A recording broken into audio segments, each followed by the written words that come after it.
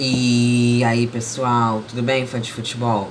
Começando aqui mais o podcast hashtag 10. Chegamos ao nosso 10º podcast, falando de rodada da UEFA Europa League, que foi quentíssima e com eliminações frustrantes de grandes equipes para equipes com pouca, quase nada tradição no torneio. Vamos lá então conferir? Pessoal, ontem o Tottenham despachou o Wolfsberger da Áustria, né? Que já era, para mim, bem, né, digamos que esse jogo já estava bem resolvido. Já tinha sido 4-1 na Puskás Arena antes desse jogo, né? O Tottenham fez 4-0 ontem. Dele Alli abriu o placar 10 minutos. Teve também 2 gols do brasileiro Carlos Vinícius, ex-Benfica, e Bale aí, antes do Carlos Vinícius marcar o último gol do Tottenham. Bale fez aos 73 também um gol bonito do Bale. 4-0, 8-1 no agregado. Tottenham está classificado para as oitavas. Ajax e Lille, nos 4 confrontos que as equipes duelaram entre si em 2019 na Liga dos Campeões na fase de grupos, deu Ajax 3-0 na primeira e Ajax 2-0 lá no Pierre Mauroy na segunda partida, estádio do Lille, e deu 2-1 agora nas duas, né? O Ajax eliminando aí. Não foi fácil, achava que o Lille ia passar. O Lille, que é o líder do francês, né, com 58 pontos, né? Isso aqui é 58 pontos que tá o Lille. E, né, o Ajax também é o líder do campeonato holandês da Eredivisie, com 56 pontos. Joga contra o PSV no domingo, último dia de fevereiro. O PSV, que tem 50 pontos, é o segundo. Lille, que está 3 pontos à frente do Lyon, vice-líder, e 4 do PSG, que está em terceiro lugar, né? 6 do Mônaco, quarto colocado. Mas tá bom, aí o Klaassen abre o placar pro Ajax, e Asic de pênalti empata pro Lille. E o David Neres, aí olha o David Neres, pessoal, tava sumido. Aos 88 vai lá e decreta a vitória pro Ajax, classificação para a equipe que bateu na trave na última edição, né, que perdeu para o Getafe, pro Getafe. Ajax caiu na fase de grupos da Champions, né, grupo do Liverpool, da Atalanta e do Midland, grupo difícil. Vamos agora de Note Is Writing. Vamos também falar muito da campanha do Granada, que até agora é espetacular. A equipe que passou em segundo no grupo do PSV, do PAOK e do Omônia, jogando bem, fazendo grandes atuações.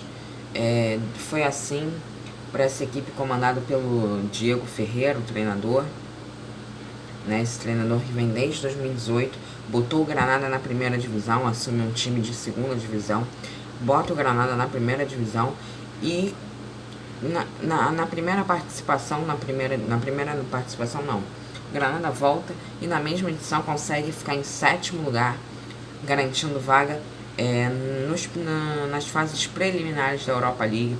Consegue classificação na fase de grupos depois de fazer 3-1 no Malmo, e agora elimina uma equipe cheia de tradição no torneio, né?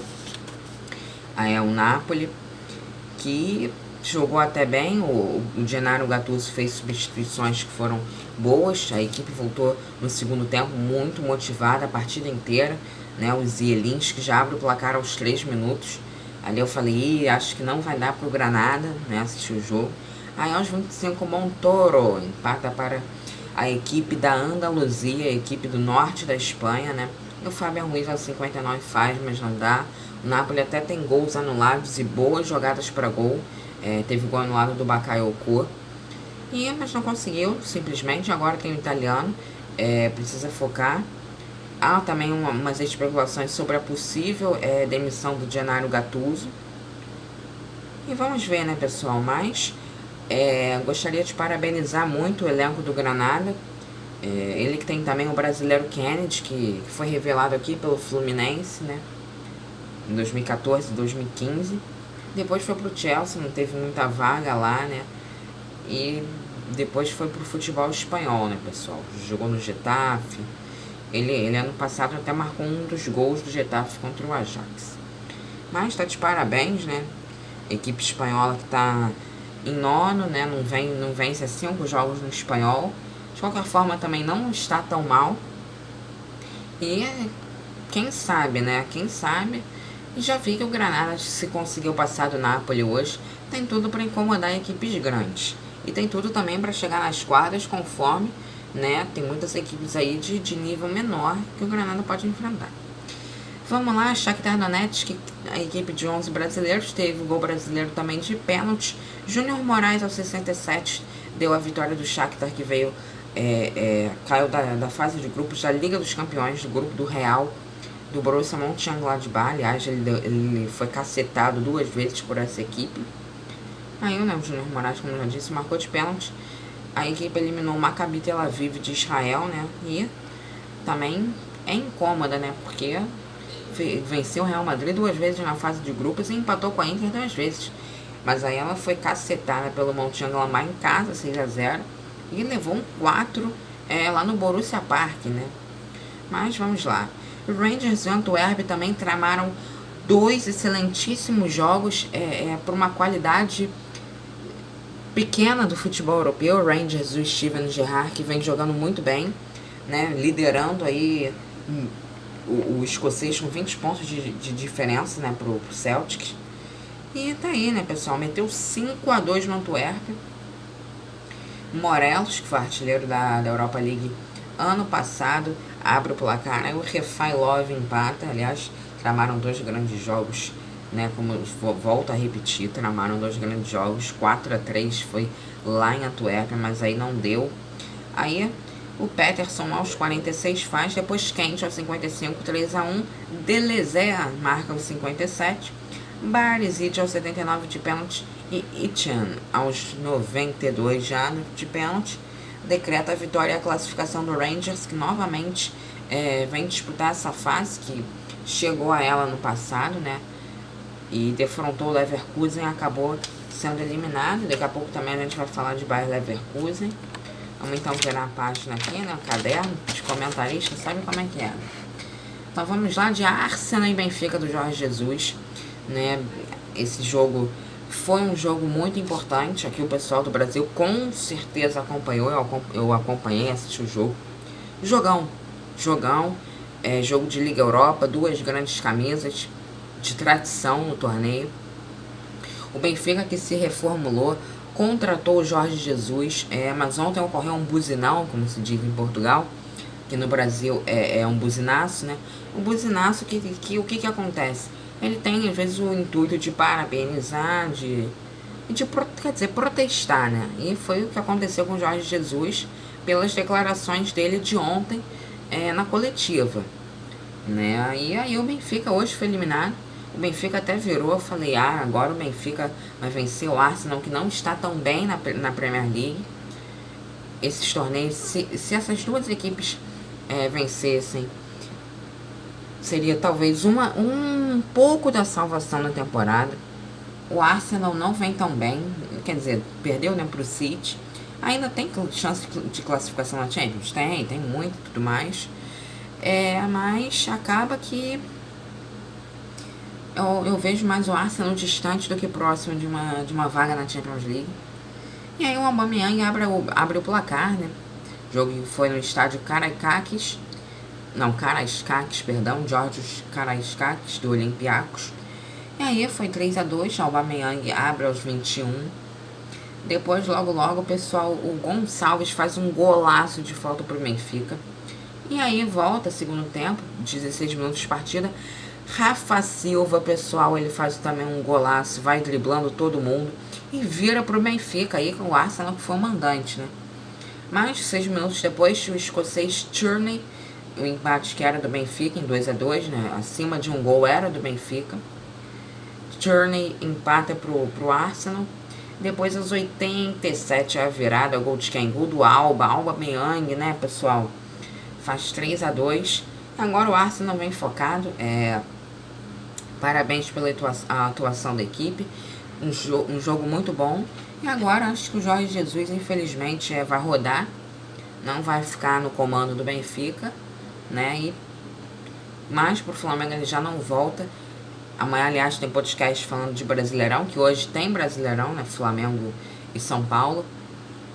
O Inter que pega o Corinthians lá no Beira-Rio. Dois grandes jogos que podem definir o Brasileirão. E amanhã a gente vai comentar, né, mais um pouco. No blog eu já falo. E aí, né, pessoal, tá? Então aí, mas pelo que eu acho, Jorge Jesus não deve vir pra cá pro Brasil, né? Pro Flamengo, pelo menos não, disse Marcos Braz, né? Então vamos agora então de Hoffenheim Molde. Equipe do Molde foi muito oportunista. E o futebol, mais uma vez, eu volto a repetir. Aliás, a gente já tem 10 minutos de podcast. Estou tentando minimizar, né, falando aqui. Pessoal, futebol é um esporte muito injusto. E Molde Hoffenheim comprovou mais uma vez isso. O Hoffenheim meteu 27 chutes a gol. 9 foram na direção da baliza. O Molde fez os 2 gols. O Molde só tinha dado uma finalização quando estava 1-0. A única finalização dele foi gol.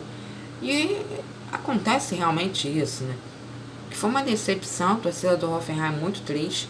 Equipe que abriu 3-1 no primeiro jogo, deixou empatar e agora é eliminada, né? Essa equipe, o Molde, revelou o Solskjaer, né? Técnico atualmente do United. Revelou o Haaland, né? Que tá no Dortmund. E aí, né? Gol do Anderson, 19 minutos, depois aos 94, já pra...